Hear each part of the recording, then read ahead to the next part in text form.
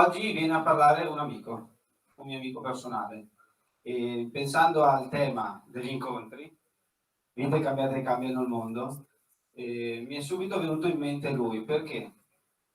Perché ha a che fare, e continua ad avere a che fare, con persone che hanno vissuto un'esperienza non proprio positiva, che li ha messi alla prova, che mette alla prova le persone quando sbagliano.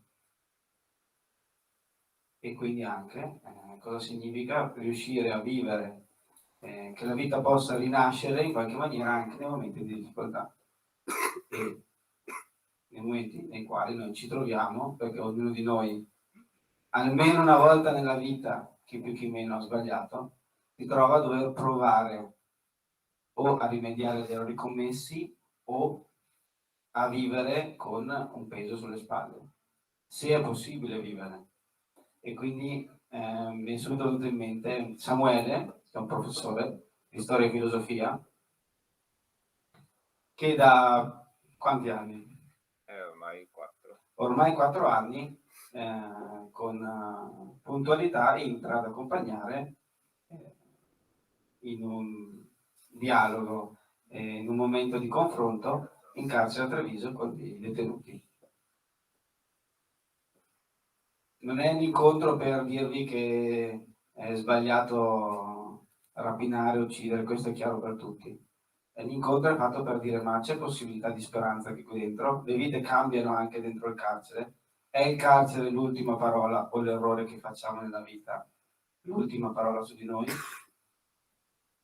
E quindi per questo volevo chiedere un aiuto a testimonianze, incontri, come lui ha incontrato queste persone e cosa ha visto. Noi sappiamo che poi, ne parlavamo col professor Forner, la vita molto spesso, delle volte, può sembrare un carcere, quando ci sentiamo costretti, ci sembra di non essere così tanto liberi e capire cosa significa essere liberi. Però intanto iniziamo con questa testimonianza. E se avete domande, come sempre, tenetele, che alla fine facciamo un giro, venite pure qua fuori e proviamo a rispondere. Chiaramente la prima cosa da fare è mettersi in gioco, quindi provare ad ascoltare e a paragonarsi. E intanto ringrazio Samuele. Grazie a te. Ok, eccomi qua. Allora, ciao a tutti. Come adesso diceva appunto Paolo, il professor Androni, appunto io da un po' di anni mi è successo insomma di cominciare ad avere queste amicizie in carcere, perché di questo poi alla fine si tratta. E io un po' per mio carattere, per la mia storia eccetera, non ho mai avuto a che fare con il carcere o con persone che ci sono finite dentro. Anzi, cioè proprio è una cosa che non rientrava assolutamente neanche nei miei orizzonti, zero proprio. E invece è successo che un mio amico di Padova un giorno mi dice: guarda, che invece andava con regolarità dentro il carcere a incontrare i detenuti, ad aiutarli nel loro percorso, eccetera. Mi dice: guarda, è successa una cosa a uno dei detenuti che io seguo, ne ha combinata una delle sue e lo hanno trasferito da Padova a Treviso. Io abito a Treviso. E non può incontrare più nessuno di noi, no? Cioè di quelli che aveva lì a Padova. Però a me piacerebbe proprio che lui, cioè che ci fosse qualcuno che lo andasse a trovare, no? Ti va di poterci andare tu, capito? Proprio così, così, capito? Cioè, come se Paolo mi dicesse: ti va di andare a trovare ogni tot lui, ok? E io non lo conosco, o lei non la conosco, non so niente, capito? Però appunto conosco Paolo, no? Cioè conosco questa persona che me l'ha detto. E questo per me è stato l'inizio di una cosa sorprendente per me. Innanzitutto il carcere, cioè io il carcere non sapevo neanche come fosse effettivamente fatto, avevo in mente alcuni film, soprattutto americani più che italiani, in cui ci si immagina il carcere in mente, no? Con una certa casacca o comunque i corridoi, i piani, cioè queste varie cose. Una certa idea così, no? E quindi inizia questa avventura qua, ci dice no, bisogna fare un po' di trafile per avere i permessi, eccetera, e iniziamo. Insomma, questa cosa. Dopo 4 mesi, quindi pensate un po' una cosa, cioè passano 4 mesi ora che fai la domanda, eccetera, di una risposta, è tutto molto lento in carcere, molto lento. Cioè voi pensate di essere in una macchina che va, non so, a 100 e passa, e a un certo punto siete ai 20 all'ora, no? Si ferma tutto, no? E anche le domande che tu fai, cioè ricevono risposta dopo 3 mesi, quindi non è proprio una roba.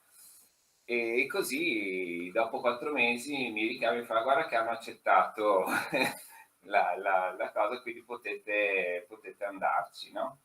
E la prima forma che ha preso questo iniziare a conoscere quel mondo è stato i famosi colloqui, no? I colloqui sono questi momenti in cui tu puoi andare a trovare un detenuto in una stanza in cui ci sono lui e altri che hanno questi colloqui con le persone che li vanno a trovare.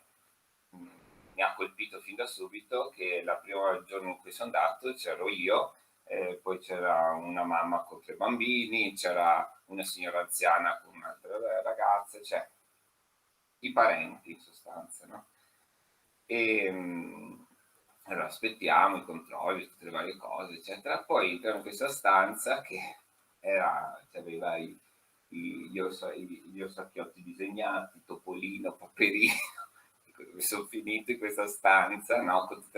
Tutto colorato così, queste sedie fatte cioè come quelle, non so, che trovi nei parchi, ok, da picnic, ok, tutte bloccate così, e ci sediamo tutti lì e a un certo punto una guardia apre una porta e entrano uno alla volta questi detenuti e vanno ciascuno a salutare i loro amici, i loro parenti, no? E capisce allora che uno è la moglie, i bambini, sono i figli, eccetera, no? E già quello un po' ti colpisce perché la prima cosa che ho visto, non ho visto dei detenuti, ho visto un papà, ho visto un moroso, no? Ho visto un figlio, cioè nel senso era lì di fronte a sua mamma, è un figlio quello lì, è lì di fronte ai suoi figli, è un padre quello lì, no? E poi entra questo amico, cioè adesso dico amico, no?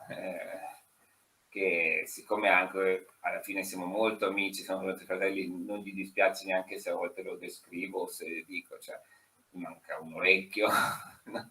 È tutto pelato, rasato, proprio enorme, ok, dico, oh mamma mia, adesso che questo qua, che cioè, se mi abbraccia mi ammazza, capito? Ma subito, quando ci siamo incontrati, lui aveva un desiderio enorme di parlare, no? Cioè cercava di farmi capire cosa lui aveva dentro di sé, capito? Cioè voleva comunicarmi qualcosa. E non è facile comunicare una cosa, no? Pensate a volte quando si parla di cose nostre a qualcuno, cioè non è che riesci a dire proprio, no? Pensate se tu devi parlare di una cosa che stai vivendo a uno che proprio non ne sa niente, cioè non è mai neanche entrato nel luogo dove tu vivi. Quindi E però insomma gli occhi un po' parlavano, cioè lui in qualche modo diceva, cioè voleva farmi capire quello che aveva dentro, no? E che viveva lì dentro. E in sostanza lui che cosa aveva vissuto? Lui nel precedente è un ergastolano, quindi non ha una fine della sua pena, la sua pena coincide con la sua morte, no? La sua vita deve passare lì, okay? Poi si spera che magari gli diano anche la possibilità di scontare la pena lavorando fuori, però per ora è così. Lui ne ha fatti di tutti i colori, però quando è arrivato in carcere a Padova, in carcere a Padova c'era all'interno del carcere di fatto una scuola di pasticceri. Qua ci sono i pasticceri, ok? Una scuola di pasticceria in sostanza, no? E lui era in cella, vicino o comunque in cella, con alcuni che facevano questa scuola, che andavano lì. Lui viveva depresso e chiuso, no? Questi qua invece avevano un certo piglio, cioè erano vivi, no? Cioè, raccontavano di quello che facevano. La mattina si alzavano, avevano uno scopo, tornavano in cella ed erano stanchi, ma stanchi non per non aver fatto niente o perché erano depressi, perché avevano lavorato, avevano fatto qualcosa di bello, avevano prodotto il panettone, i croissant, cioè avevano fatto. E lui questa cosa qua lo smuoveva, no? E quindi ha cominciato a dire, ok, ci provo anch'io, no? E da lì ha cominciato a conoscerli, a conoscere i volontari che aiutavano questi carcerati, tutto un cammino legato a questo, no? Finché ha iniziato anche lui a lavorare lì dentro. E faceva fondamentalmente proprio il pasticcere, no? E vabbè, dopo un bel po' di anni faceva questa cosa qua, che comincia ad avere anche dei permessi per uscire in giornata, rientrare, incontrare i suoi parenti fuori, eccetera. Compie un grande sbaglio dentro il carcere, non serve che lo dica, però compie un grande sbaglio e in quel mondo lì quando sbagli la paghi forte, perché c'è un grande anche risentimento nei confronti dei detenuti, no? Cioè, se tutti lì pronti a vedere se uno sbaglia di nuovo. E lui ha compiuto un grande sbaglio e quindi cosa hanno fatto? Lo hanno trasferito e quindi è finito a Treviso dove non c'è nulla. C'è un laboratorio per lavorare, fanno termostati, capite? Se uno ha iniziato a fare pasticceria, si deve rimettere invece a sistemare gli ingranaggi di un termostato, è una roba un po' diversa, no? E in ogni caso non da subito poteva fare quello, quindi passava tutti i giorni in cella. Io non sapevo niente di tutta questa storia qua, ma lui ogni tanto accennava a questa cosa qua, perché mi diceva a Padova, a Padova, a Padova, a Padova. A un certo punto io ho capito che dovevo cercare volevo io vedere quello che lui aveva dentro la sua testa, dentro i suoi occhi, ma che io non capivo. Allora con quel mio amico di Padova ho detto devi mostrarmi cosa c'è dentro Padova. E lì sono entrato in un altro carcere, il carcere di Padova, no? E il carcere di Padova mi ha letteralmente fatto piangere, perché quando siamo andati la prima volta a visitarlo, allora, innanzitutto entri in questo grande corridoio dove come qui no, ci sono una parete piena di finestre, in corrispondenza di ogni finestra come qui no, ci sono e in corrispondenza hanno riprodotto un quadro famoso, no?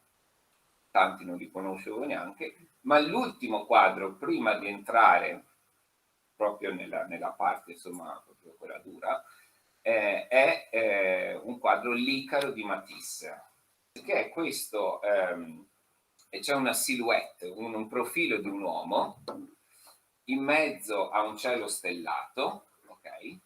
Che vola, diciamo così, tra queste stelle, ma non ha le ali, ok? Ha un punto rosso qui in centro, il cuore.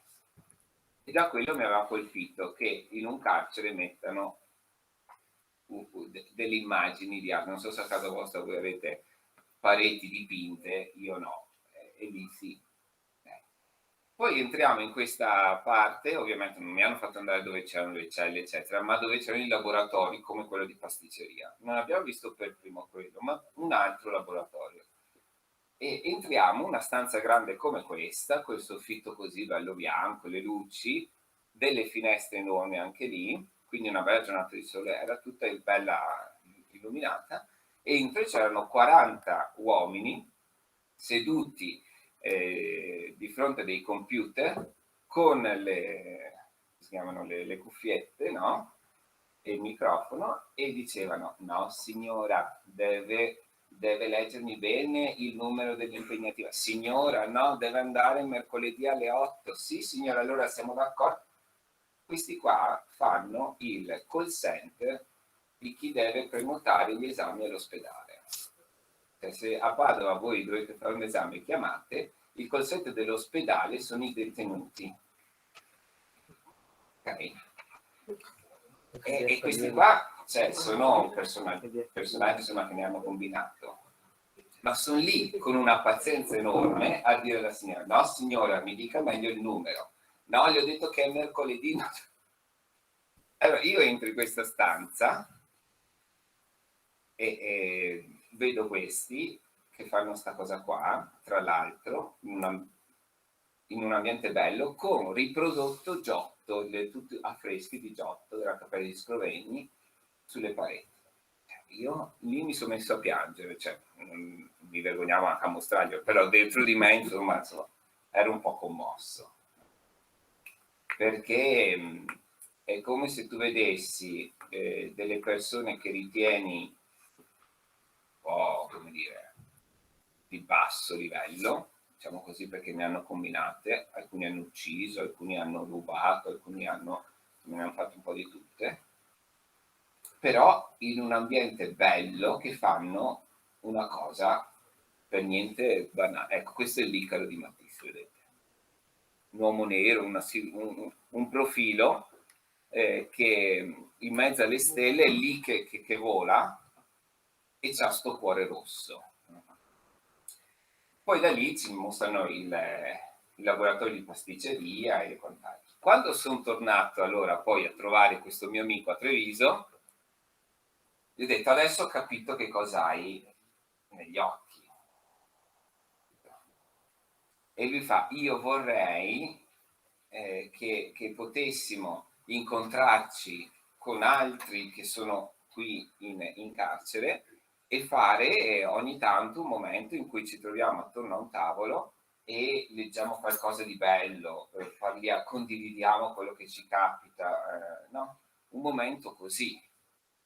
E allora abbiamo fatto domanda col cappellano, c'è un prete che fa da cappellano del carcere, e a chiedere al direttore del carcere. Sono passati 8 mesi, 9 mesi, e finalmente ci è arrivata la risposta che potevamo iniziare questa cosa qua.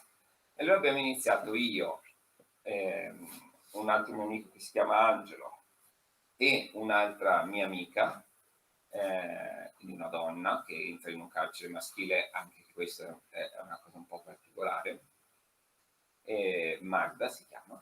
Abbiamo incominciato noi tre a andare ogni 15 giorni, il sabato pomeriggio, 2 ore a trovare questo mio amico e a scoprire di fatto un mondo che lui lì dentro aveva portato.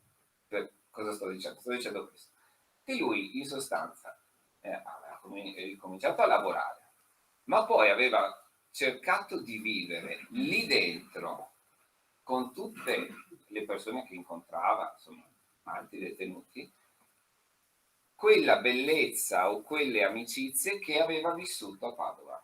No?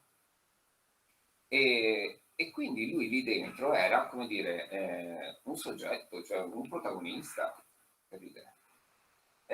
Si era creato un po' un giro, diciamo così, attorno a sta cosa, a lui. No? E lui voleva che anche noi ne facessimo parte. Allora, va bene, allora abbiamo questo permesso e incominciamo. Il primo giorno è stato un po' sorprendente perché appunto io l'esperienza che finora avevo fatto di entrare in carcere era nella stanzetta con Topo Gigio, che era quella dei colloqui, resa un po' così perché c'entravano anche i bambini e per renderla un po' meno traumatica i bambini avevano dipinto tutte queste cose nelle pareti, quindi incontravano i papà, i fratelli in questo contesto. E poi Padova quando avevo visto tutta quella bellezza, no? Invece la sezione dove proprio ci sono loro è proprio brutta, cioè è proprio il carcere. E quindi entriamo lì e semplicemente ci dicono cella, cella, cella, quella è una cella vuota, potete mettervi lì dentro a fare il momento. E non vi hanno chiuso dentro. E non ci hanno chiuso dentro, eravamo in sicurezza, nel senso che le guardie sapevano che non ci sarebbe successo niente, insomma. Però l'ambiente non era proprio così, così bello, no?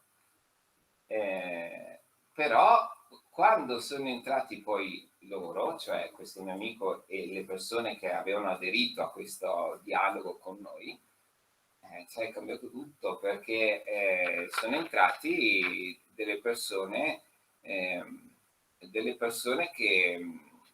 fin da subito, tutte diverse da loro, cioè, tutte diverse per nazionalità, per storie, per culture proprio, però tutte prese, diciamo così, da una cosa, cioè che il loro male non è proprio l'ultima parola sulla loro vita.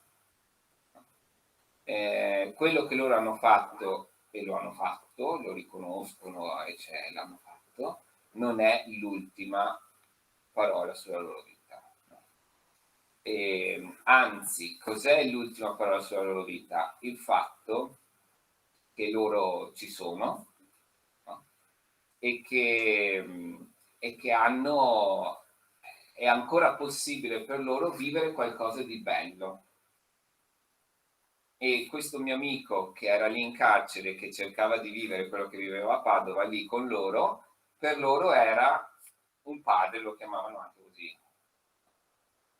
Questo mio amico ha 45 anni e ci ha fatto conoscere uno che aveva 21 anni, no? Entrato da poco. E questo di 21 anni cioè, si era proprio lasciato andare perché cioè, quando fai un errore grande a un'età così giovane ti rovini un po' la vita, no? Nel senso che te la sei rovinata. In realtà lì dentro con questi amici lui ha capito che la vita non era rovinata, okay? Aveva ancora appunto una speranza, una possibilità, che doveva ascoltare quello che doveva ascoltare, ma che c'era la possibilità di camminare. E quindi noi abbiamo cominciato ad andare lì ogni 2 settimane con loro e lì abbiamo scoperto un'umanità enorme. Cioè abbiamo scoperto che nell'uomo c'è tanto fango e tutti lo cominciamo, più cresciamo, più lo sperimentiamo che in noi e anche negli altri c'è anche tanto, c'è anche il male. No? Però ragazzi decidiamo noi se diamo peso a quel male lì o al bene. Decidiamo noi se diamo peso a quel male lì o al valore, a quel cuore rosso che c'è nella persona, che non si riesce a cancellare mai. anche nel male più male che uno possa fare. E questo è stato un po' una sorpresa. Allora loro hanno cominciato a fare di tutto. Per esempio hanno cominciato ad aiutarsi tra di loro quando uno va un po' in depressione, no? Cioè un po' si lascia andare e non esce più dalla cella. Allora si fa coraggio, si chiamano, fanno di tutto perché uno inizia a lavorare, perché se uno non lavora è un disastro, no? Dopo non guadagna neanche soldi, non può fare niente. E hanno cominciato a raccogliere soldi loro per iniziative di beneficenza, no? A volte anche qui, so che un anno eravamo venuti per una cena di beneficenza e voi, non so se c'eravate voi o altri, insomma studenti, avete servito una cena che era per raccogliere fondi. Ecco, lì dentro, evidentemente in modi diversi, ok? Però ciascuno quel poco che ha, in base a quel poco che ha, dà qualcosa. E anche lì uno dice, ascolta, cioè, ne hai già fin qua di tuo, che cosa vai a dare dei soldi per i poveretti? No? Sei tu il poveretto. E invece, capite, quel cuore rosso, quella umanità irriducibile c'è. E infatti loro si danno. E quindi mi sono accorto che loro sono capaci di aiutarsi, cioè capaci, si aiutano, hanno un'umanità anche verso gli altri. E poi hanno tanto, l'altra cosa che ho scoperto è il tempo, no?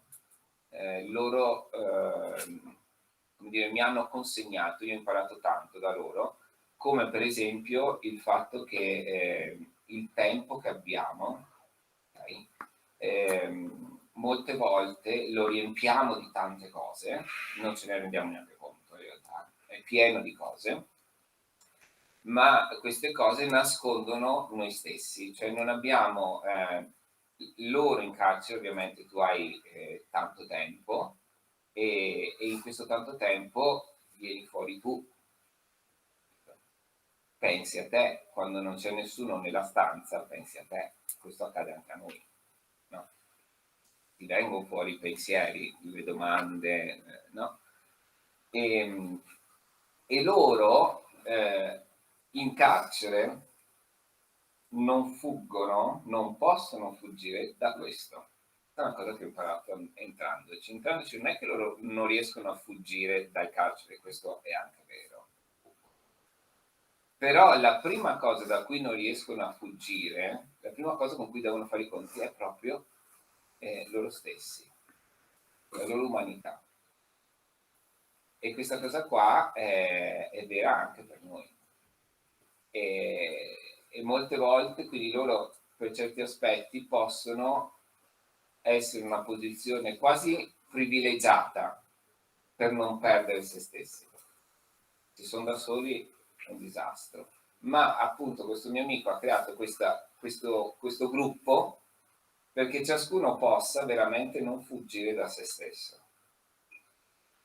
E in questo modo, l'ultima cosa che vi dico, dopo facciamo le domande così magari diventa anche un po' più interattivo, è che loro sono più liberi, sono hanno più iniziativa, no? Sono più intraprendenti. Pensate che volevano fondare una squadra di calcio dei detenuti, per dire, no, hanno fatto la richiesta di qua, adesso devono aspettare mesi prima che arrivi la risposta.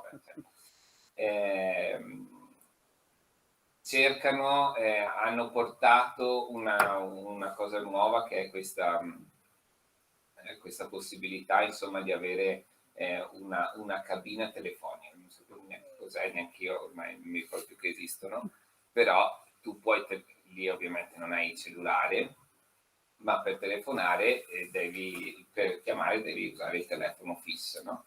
Però il loro telefono fisso era un telefono appeso, attaccato al muro, nel corridoio dove ci sono tutti questi 200 detenuti che vanno da una parte all'altra, quindi potete immaginare, c'è, come potete parlare, non so, la vostra amorosa, un po' in maniera un po' così, no, dolce o intima, con 200 detenuti che hanno la baldona. E loro si sono spesi perché ci possa essere un minimo di umanità e creare una cabina. Quella cabina è diventata una conquista, capito? Ma su queste cose piccole, capite, che cosa si mette in luce? Si mette in luce il fatto che c'è un'umanità. Allora, io entrando in carcere ho scoperto questo, capito? Cioè io ho imparato tanto, capito? A loro ho dato di fatto la possibilità di un'amicizia, un cammino, abbiamo letto delle cose bellissime insieme, ci siamo scambiati tante cose, tante volte in cui c'era un problema lo abbiamo guardato assieme, ma ecco, la cosa che mi impressiona è vite cambiate, e nel caso mio cambiate proprio dagli incontri con loro, sì, non che sia cambiato tutto nella mia vita, ma effettivamente mi fa guardare molte volte a tante persone che nell'immediato dico questo, mettiamoci una X sopra, è finita. No, irrecuperabile, ne avrete anche voi persone che dite questo, è recuperabile, no?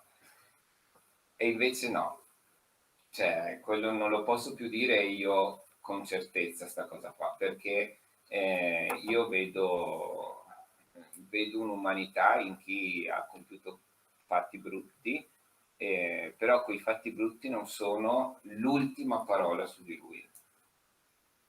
E questa cosa qua non è da poco. E poi in loro vedo questa libertà che hanno.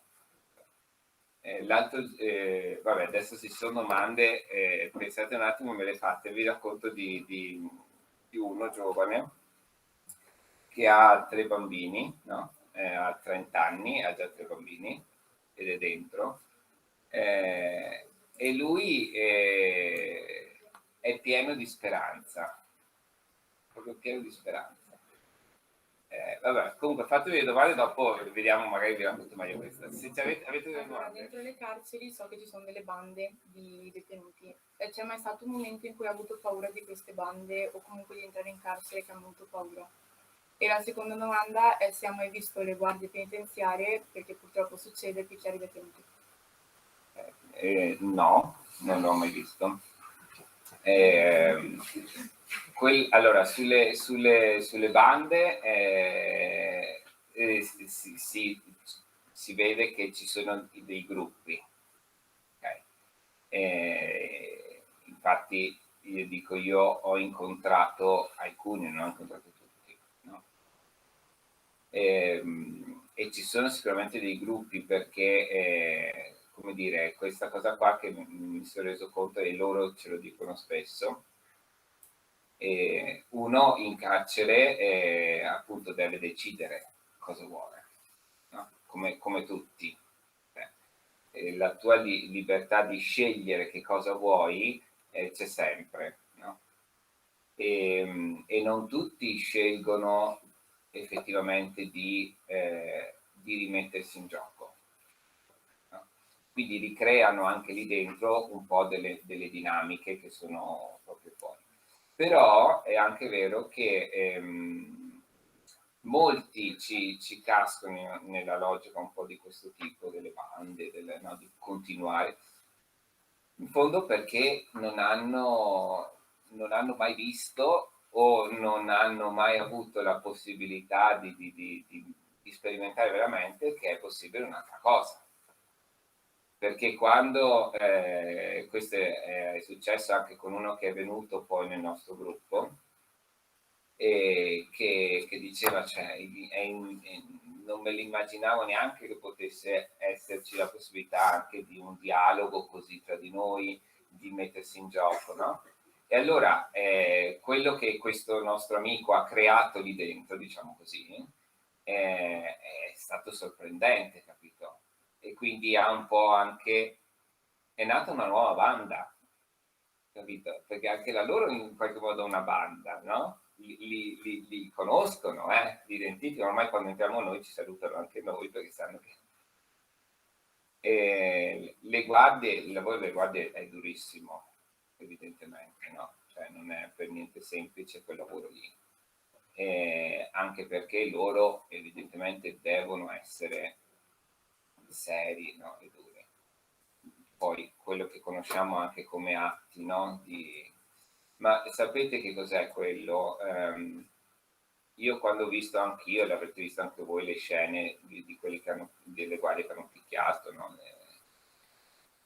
Ma pensate quante volte noi non picchiamo fisicamente, però in fondo dicendo basta, bisognerebbe buttare via le chiavi. Stiamo facendo la stessa cosa, nel senso che se noi a un certo punto vivessimo H24 lì dentro, comunque facessimo le nostre 8 ore di lavoro lì dentro, ma avessimo questa idea, cioè le chiavi vanno buttate via, e dopo un po' è ovvio che cominci anche a picchiarli. Allora, quello che in realtà è sorprendente, che cosa permette di poterli guardare, come dice tra l'altro anche il nostro Stato, ha detto mettiamo sulle regole, no? Nella Costituzione. Nella Costituzione è scritto che le carceri servono per reinserire, per recuperare, no? per educare nuovamente, no? Per poter far sì che queste persone possano ritornare a convivere con tutti gli altri. Però questo, cioè, è un lavoro molto lungo e che chiede tanta speranza. Quindi a volte bisogna aver incontrato una grande amicizia, una grande grazia per guardarli così, no? Però ci sono queste cose. C'è una nuova banda, ok? C'è una domanda? Penelope, Penelope. vieni al microfono.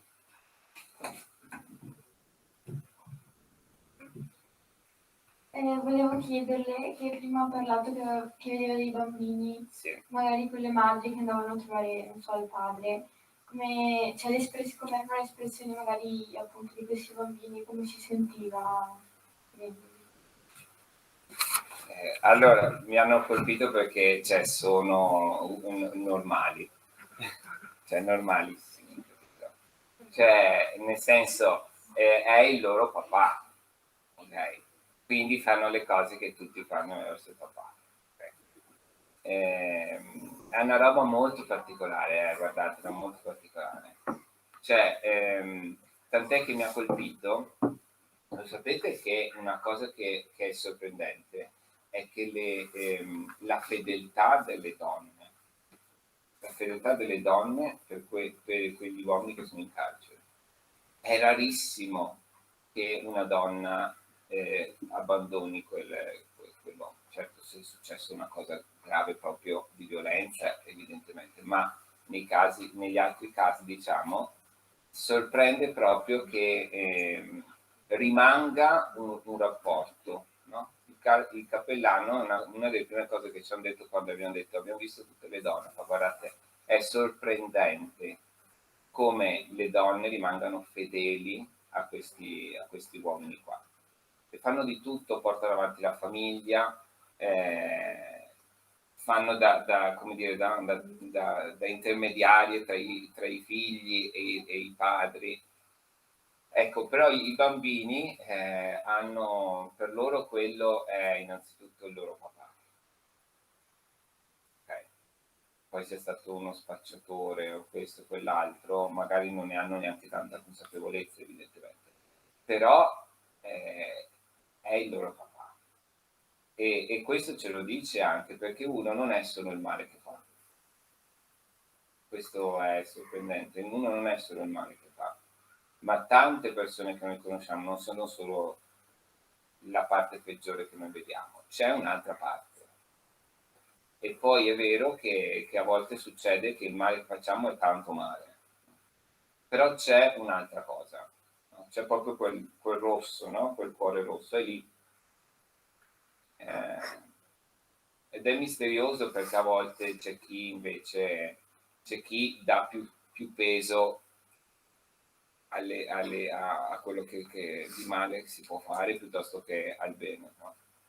Però è una decisione che ci prendiamo ogni volta anche noi, ogni mattino uno decide se comincio a dar spazio alle ombre, no? Che ci sono nella mia vita, o ai punti di luce, no? Lo decidiamo ogni giorno, in qualche modo. C'è una domanda in chat. Wow. Se ci sei mai trovato a lavorare con carcerati minorenni e cosa pensi dei loro reati? No, perché dove andiamo noi sono tutti maggiorenni. Quindi non ho incontrato quelli minorenni, anche perché lì chiedono, c'è tutta un'altra anche ovviamente attenzione, procedure eccetera, più complicate per incontrare loro. Questo, penso alla stessa cosa di quello che vedo con loro, perché a un certo punto minorenni o no, come dire, questo modo di porsi, o meglio, la questione è un po' la stessa, no? Cioè, che cosa, il male che io ho fatto è l'ultima parola sulla mia vita? Quello che io combino, quello che ho combinato oggi, quello che ho combinato ieri, è l'ultima cosa della mia vita? E questo vale per il minorenne, vale per il cinquantenne, per il trentenne, è una cosa uguale. E poi il tempo, quella cosa di non fuggire da se stessi, di non poter fuggire da se stessi quando si è in carcere, è un'altra cosa che anche questa è vera per tutti e due. No? Il carcere minorile so che ha anche la possibilità di creare questi momenti di dialogo con gli studenti delle superiori. No? A Treviso alcune scuole, alcune classi vengono messe in contatto con dei ragazzi che sono nel carcere minorile e c'è un dialogo costruito, un po' insomma seguito, però so che ci sono queste forme, però noi no. C'è una domanda scritta. Qual è la storia di un detenuto che ti è rimasta più impressa? Allora, una storia stiamo registrando. Ok, sì, no, certo. Infatti nomi, eccetera, non ne parlo. La storia che mi è rimasta più impressa, diciamo che... ma allora... è quella di questo mio amico di fatto. Lui non è italiano, l'ha raccontata anche già, diciamo così, pubblicamente, quindi la si può dire, ma cioè lui si è macchiato di un omicidio, ma si è macchiato di un omicidio perché nel paese in cui lui viveva la sua famiglia, o meglio la famiglia della ragazza di cui lui era innamorato, non lo voleva. E un giorno, un po' per umiliarlo, lo hanno pestato e lo hanno lasciato nudo nella piazza della città, del paese. E lui per rivendicarsi, minorenne era, ha ucciso con un suo amico uno della famiglia della sua amorosa, che gli avevano fatto questa cosa. E da lì lui è finito nel carcere del suo paese, che era un carcere assolutamente non riabilitativo, anzi lì dentro è diventato peggio. Poi è scappato, poi è crollato tutto il sistema di quel paese lì, una rivoluzione, una crisi generale che ha fatto crollare lo Stato, eccetera, quindi le carceri si poteva uscire dalle carceri senza problemi. No? Lui è uscito, è scappato da quel paese, è finito nel nostro paese e qui appunto non trovando lavoro è entrato nei giri malati della criminalità, finché poi è stato arrestato e messo appunto in carcere. E mi ha colpito che appunto in carcere è rinato, come vi ho detto. La ragazza, quella prima ragazza, gli è rimasta sempre fedele. Gli è rimasta sempre fedele, tant'è che ancora adesso, quando possono, no, si sentono, eccetera. Non si è più sposata neanche lei. E lui ha iniziato a voler bene alle persone proprio per questo amore che ha incontrato nel carcere. Tant'è che lui dice grazie al cielo che quel magistrato mi ha messo in carcere. Grazie al cielo che quel giorno mi hanno preso. E in questo senso lui è libero, capite? È in carcere ma in un qualche modo è libero, con tutte le difficoltà, perché è dura, però è in qualche modo libero. A me questo colpisce sempre tanto. Infatti quando lo incontro, si capisce che è uno libero, e questo mi colpisce sempre tanto. E poi vabbè, mi colpiscono tante storie di papà con i bambini, questo si sente. Sì. Io che cosa significa per te, per loro, cosa hai scoperto della parola perdono? Della parola perdono. Premetto, nel senso che molto spesso, anche tra noi, succede qualcosa di brutto, appunto, chiuso con lui. Se faccio l'errore, È un conto, ma quando lo subisco, allora chiedi cosa hai visto e cosa hai scoperto. Allora, io della parola, cioè di cosa sia il perdono, allora, il perdono è una parola grossa, okay? Cioè, è una parola enorme, è un dono. No? È una parola che, cioè, è un qualcosa che chiede anche tanto tempo, una strada, È una strada. Cioè non si perdona così.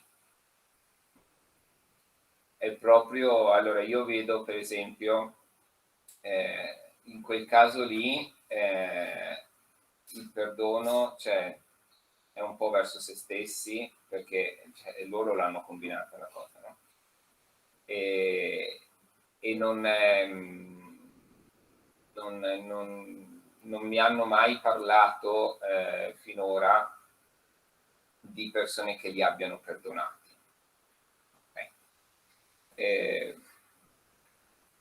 Però vedo in loro uno che quello sarebbe veramente il punto di svolta, cioè sarebbe veramente quello che la giustizia. Che la giustizia, certo, è ognuno deve pagare quello che fa, ma in fondo pensate anche in certe amicizie, è vero, uno ti fa un torto, uno fa una cazzata e deve pagarla, ma in fondo la giustizia che aspettiamo è che quel conflitto, quella ferita sia sanata, e non è sanata semplicemente se quello lì paga, no? Rimane un po' un'ultima. E il perdono è un po' quella cosa che uno vorrebbe e che finalmente mettesse pace dentro questo conflitto che si è creato, che mettesse veramente pace tra me e te che l'hai combinata. E sta cosa che mette pace ha a che fare con quello che dicevamo prima, cioè se io riesco a vedere in te che tu non sai solo il male che hai fatto. Quindi io per ora ho visto un perdono di loro verso loro stessi, si sono perdonati. E guardate che è la cosa difficile da fare, Molte volte noi non ci perdoniamo ci vediamo per quello che abbiamo fatto e siamo quello, punto. E allora quindi il primo passo è proprio che io vedo finora un perdono di loro verso loro stessi, ed è possibile perché si sono sentiti abbracciati, appunto questo mio amico, come quei signori dentro la sala del call center, capite? Che sono lì in quella bellezza. Beh, quando sei immerso in quella bellezza, quel punto rosso è un po' riacceso e quindi tu dici io sono questo. E se sono questo, posso anche cominciare a dire ok, c'è il mio male, ma il mio male non è tutto. E cominci a perdonare te stesso e aspetti e desidereresti che anche l'altro potesse vedere questo punto rosso e dire ok, l'hai fatto, hai pagato, stai pagando, ma tu non sei solo questo. Però capite che questa è una cosa lunga, è una cosa molto lunga. Io ho in mente un esempio che non è delle persone che però ho incontrato, però sapete, una volta che uno ha cominciato a vivere queste amicizie, comincia a conoscere anche storie altre di detenuti, di cose più grosse, e non so se avete mai sentito un uomo molto importante, un personaggio politico molto importante della nostra storia italiana, che è Aldo Moro, un grande politico, è stato presidente del Consiglio dei Ministri come Draghi oggi, capo del partito più potente che c'era all'epoca, e lui venne appunto sequestrato da una banda di terroristi e dopo diversi giorni, 50 di giorni, ucciso, no? E questo fu un caso incredibile. Pensate se Draghi venisse oggi sequestrato e poi ucciso, cioè una roba grossa, no? La figlia di questo signore Aldo Moro per decine di anni ovviamente ha vissuto con questa cosa. Poi sono stati scoperti in parte, insomma, cioè anche i responsabili di questo omicidio, di questo sequestro omicidio. E sia, diciamo così, gli assassini che i figli delle vittime hanno fatto un loro percorso, un loro cammino, no? Di odio, di disprezzo, no? Evidentemente. E poi è successo che Agnese Moro si chiama, trovate su YouTube le sue storie, se mettete Agnese Moro la sentite, è una romanaccia, quindi è anche simpatico sentirla parlare, cioè proprio romana de Roma, che racconta come a un certo punto lei, siccome c'era un gruppo di un sacerdote, degli psicologi che proponevano di fare incontrare i figli delle vittime con diciamo, i carnefici, no? Quelli che avevano compiuto il delitto. È una cosa tosta. Ma perché? Perché in effetti non c'è giustizia sia per le vittime che per chi l'ha fatta finché non c'è un riguardarsi, un riparare quella ferita. E Agnese Moro ovviamente inizialmente dice non se ne parla, io non ne voglio sapere, cioè non voglio aprire cose del genere, eccetera. Poi con una certa anche insistenza, eccetera, ha ceduto e ha detto che una cosa l'ha colpita. Un primo incontro era proprio un momento in cui non si parla, c'era presente lei, c'era presente quello che aveva ucciso suo padre, non si parlavano, okay? Parlava la persona che aveva organizzato la cosa, no? Un po' così, e chi moderava ha voluto che raccontassero di sé, della loro vita. E a un certo punto è uscito un racconto di questo che era appunto un terrorista, era stato un terrorista, aveva scontato la sua pena, era uscito dal carcere. E questo terrorista raccontava di suo figlio, del colloquio con i professori che lui faceva. Cioè lui era in carcere, e quando era in carcere, e c'era, come succedeva anche qua, nel colloquio genitori, no? Chi ci va al colloquio con i professori? Papà o mamma? Tendenzialmente la mamma, non so, no? Se facciamo un sondaggio tendenzialmente la mamma, no? In questo caso lui, che era in carcere, aveva a disposizione 3 permessi all'anno, usava 1 o 2 di questi permessi per uscire e andare al colloquio con i professori di suo figlio. E Agnese Moro disse, me sono sciolta. Ha detto, quando ho detto, caspita, mio marito non l'ha mai fatto. E cioè, ha visto un punto di umanità. Oh, quello lì è quello che ha ucciso suo padre. Ma non è solo quello. No. E da lì è iniziato un cammino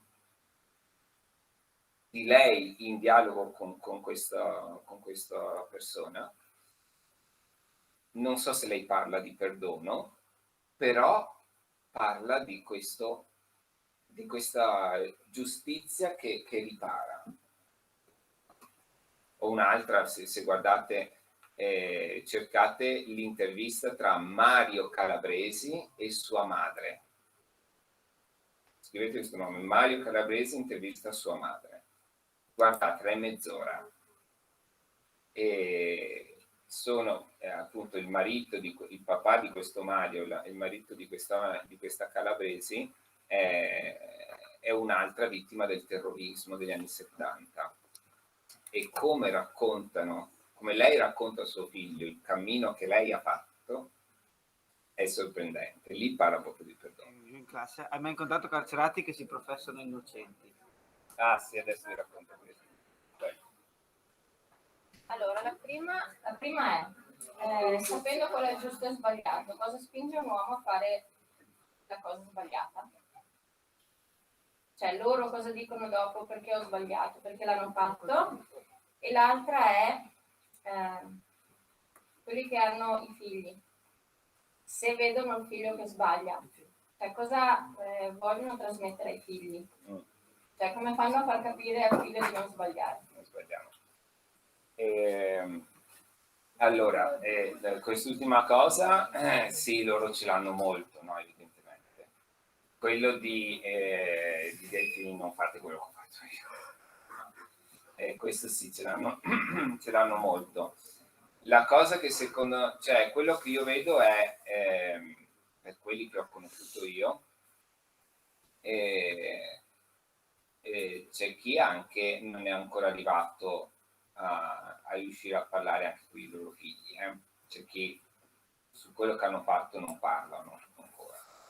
Perché, ripeto, non c'è una cosa, cioè è un cammino lungo, perché uno deve guardare tutto se stesso, deve decidere, no? Bisogna prendersi anche il tempo nella vita, però mai perderlo quel tempo. E loro tante volte proprio, però appunto ci hanno detto, cioè io a mio figlio gli ho detto, cioè devi stare attento a questo. Però sanno che non basta, cioè uno lo dice, però torna un po' all'altra domanda, cioè noi non è che facciamo il male perché non sappiamo che è male, no? È che la maggior parte delle volte ci si trova dentro al male avendo detto dei sì stupidi, no? Piccoli, a un certo punto ti ritrovi dentro questo grande sei incastrato, ecco, diciamo, sei incastrato. Allora, io non ho una risposta a questa domanda, perché uno vede il bene, fa il male, capito che qua, perché? San Paolo. Cioè non c'è una risposta a questo. E poi ogni storia è veramente unica. Quello che però ti dirò, ecco, una cosa che allora, io non ho mai commesso dei reati se non qualche infrazione in macchina, se si può dire. Non siete i miei studenti, quindi non sentite queste cose. Però appunto mai fatto cose, però è vero che mi è venuto una volta da pensare che in fondo poteva capitare anche a me quello che loro, cioè la vita, la piega che ha preso la loro vita. Io a un certo punto ho detto beh, sarebbe potuto succedere anche a me, cioè non siamo così tanto diversi. C'è chi ha problemi, c'è chi in alcuni casi sono anche problemi, come dire, patologici, psichiatrici, situazioni veramente brutte, ma io non ne conosco, cioè non sono così dentro al carcere da capire queste cose. Però per quello che ho visto ho detto, cioè, probabilmente anch'io, se fossi nato in quel mondo, in quella circostanza, ne avessero fatto quello, magari reagivo così. Quindi tante volte è misterioso perché decidiamo di dare, però ecco, io direi quella cosa lì, cioè noi decidiamo di dare spazio all'ombra o ai punti di luce, lo decidiamo sempre. E tante volte è vero che noi cominciamo a mettere delle X sopra le persone e dire basta, cioè questa non si recupererà mai più. Però il desiderio che abbiamo è un altro, il desiderio è la luce, il desiderio è che in fondo quella persona che è entrata nella mia vita non vada perduta, no, alla fine ce l'abbiamo, questo desiderio ce l'abbiamo. Quindi la cosa bella è, allora sarà possibile, guardiamo i punti di luce, le vite cambiate che mostrano questo, no? E l'altra domanda era... Se qualcuno non si potesse... sì, avevamo un nostro amico che chiamavamo Mister Giustizia, perché lui all'inizio proprio diceva siamo tutti oggetto di ingiustizia, eccetera. E poi anche lui nel dialogo così ha cominciato a essere meno polemico. Però è vero che alcuni sì, non accettano, più che non accettano, non si sentono,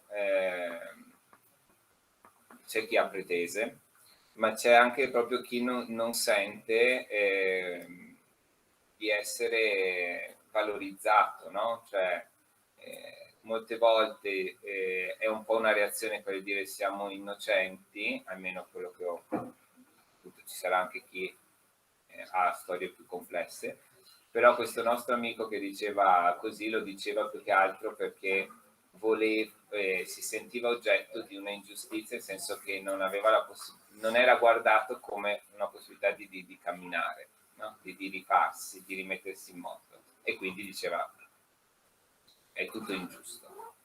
Però vabbè. Avete detto che siete in 3 che andate a fare Sì. questi incontri. Volevo capire quanti sono all'interno del vostro gruppo di dialogo e ho cercato di chiedermi per tutto il tempo, ho sentito anche delle cose questa mattina. Sì. Che cos'è che mettete in condivisione? Cioè comunque la vita personale di una persona come lei esterna dal mondo del carcere penso che possa avere umanamente sia veramente tanto distante da una realtà di un carcerato. Quindi comunicare ed entrare, già mettere in condivisione il proprio sé non è facile, ma poi di realtà così distanti, che cos'è che mettete in cosa avete in comune? Sì, bella domanda, bellissima. Allora, loro sono 15, quelli che hanno proprio accettato di venire così. Poi c'è chi a volte non viene una volta, non viene l'altra, comunque il gruppo è più o meno questo. Cosa mettiamo insieme? Di tutto. Cioè, partiamo da un testo interessante. di religione, fondamentalmente, nel senso che è noi siamo lì dentro come aiutanti del cappellano, e quindi figuriamo come gruppo del catechismo, che fa ridere perché in realtà dopo non facciamo catechismo, però figuriamo così, diciamo. E lì dentro mettiamo a tema un testo che descrive magari il percorso. Adesso siamo su un testo sulla speranza, per esempio, cos'è la speranza cristiana, e quindi da lì si parte, ma dialoghiamo di tutto, ok? È vero che le nostre esperienze sono diverse, la nostra vita è diversa, però in realtà le domande che abbiamo in fondo sono uguali. Allora loro raccontano come stanno di fronte a certe domande che vengono fuori, e io e i miei amici raccontiamo come ci stiamo di fronte noi. E i punti in comune sono tanti. Quando ci alziamo al mattino e il desiderio che abbiamo che la vita sia bella è uguale. Quando abbiamo bisogno di perdono, lì lo racconto anch'io. Quando abbiamo i pregiudizi, lo racconto anch'io. No? I pregiudizi che ho verso le mie persone, ma anche verso i miei studenti, perché succede che anche i docenti abbiano dei pregiudizi, voi lo sapete benissimo. E poi dite, è un'ingiustizia. No, infatti. E quindi c'è tutta una serie di cose che possiamo mettere in comune con loro. E poi anche, per alleggerire un po', anche gli aspetti più umani. Ci siamo scambiati ricette, perché loro fanno di tutto anche. Cioè, si sono inventati questo modo di fare anche la pizza e le focacce in cella, con questi fornelletti, e non potendo avere un forno, hanno costruito una struttura con l'alluminio, come un coperchio, diciamo, no? E con i 2 fornelletti da campo riscaldano questo ambiente che diventa il loro forno, e lì ci fanno la pizza, ci fanno le focacce. E allora ogni tanto ci si scambia le ricette, no? E allora il compleanno di una, e quando è stato il compleanno di Magda, ci hanno fatto trovare una torta fatta da loro lì, capito? Quindi c'è anche tanta umanità che si può condividere. Però appunto io racconto dei miei studenti, racconto della mia vita, Magda racconta dei suoi figli. Quando viene fuori un problema per i figli si condivide insieme, ma tu come dice tuo figlio sta cosa? E allora si parla di questo. Oppure anche le notizie, perché loro hanno una TV 8 ore al giorno, possono vedere la TV, e quindi viene fuori un caso o una cosa, allora si condivide assieme un giudizio su quello che è successo. C'è tanto che si può condividere. Cioè, è sempre quella la questione. Non sono, cioè sono uomini, stanno da dire. Uno dice sì, noi lo pensiamo sempre questa cosa.